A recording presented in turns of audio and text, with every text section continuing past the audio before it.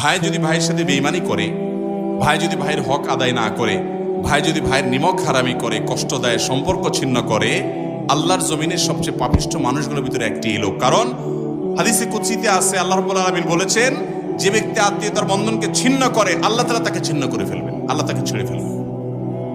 মান কাতা কাতাহুল্লাহ, জঘন্য একটা বিষয় ভাইরা। আর আত্মীয়তার সম্পর্কের সবচেয়ে কাছের আত্মীয় হলো বাপ মা এবং সন্তান সন্ততির পর সবচেয়ে কাছের আত্মীয় হলো ভাই বোন। বেশিরভাগ এলাকাতে দেখবেন যে ভাই বোনে লাগালাগি, ঠিক না ঠিক? অন্য সবার সাথে যা তা, ভাই বোনের সাথে অবশ্যই কি আছে, গুতাগুতি। ভাইরা আমার, আপনার ভাই বোন তারা যদি ভুলও করে, আপনি চেষ্টা করবেন আগলে রাখার, সম্পর্ক কখনো যেন ছিন্ন না হয়। আল্লাহ আমাদের সবাইকে সেই তৌফিক দান করুন।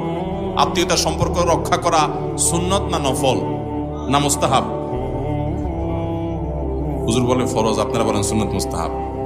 বেশিরভাগ লোক সুন্নত মুস্তাহাব বলতেছে। অবশ্য এখন গণতন্ত্র অনুযায়ী তো সুন্নত মুস্তাহাব হয়। সুন্নত মুস্তাহাব জয়যুক্ত হয়েছে, সুন্নত মুহাব্বত জয়যুক্ত হয়েছে।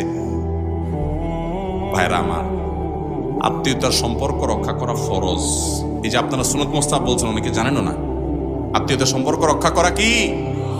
এখন আপনি বলবেন, আমি তো রাখতে চাই, উনি তো এক হাতিকে তালি বাজে, উনি তো ভালো করতে চায় না। এই প্রশ্নটাই হুবহু এক সাহাবী করেছেন নবী সাল্লাল্লাহু আলাইহি ওয়াসাল্লাম, ইয়া রাসূলুল্লাহ, আমি তো আমার আত্মীয়ের সাথে সুসম্পর্ক বজায় রাখতে চাই, কিন্তু সে তো আমাকে ক্ষতি করে, সে তো আমার সাথে সম্পর্ক বজায় রাখতে চায় না। নবী সাল্লাল্লাহু আলাইহি ওয়াসাল্লাম বলেছেন, তুমি যা বলেছো সেটা যদি সত্য হয়, তাহলে তো সে কপাল পোড়া, সে তোমার সাথে সম্পর্ক নষ্ট করে খারাপ কাজ করছে।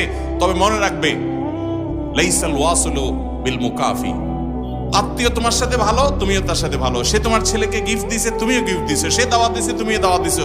এর নাম আত্মীয়তার সম্পর্ক রক্ষা করা নয়। এটা তো যে কারোর সাথেই করবা তুমি, হাল জাযাউল ইহসান মতো। কিন্তু তোমার আত্মীয় সুবিধার না, তারপরও তুমি তার সাথে ভালো আচরণ করো, এটাই হলো তোমার আত্মীয়তার সম্পর্ক রক্ষা করা। চেষ্টা করবো তো ইনশাআল্লাহ। হ্যাঁ।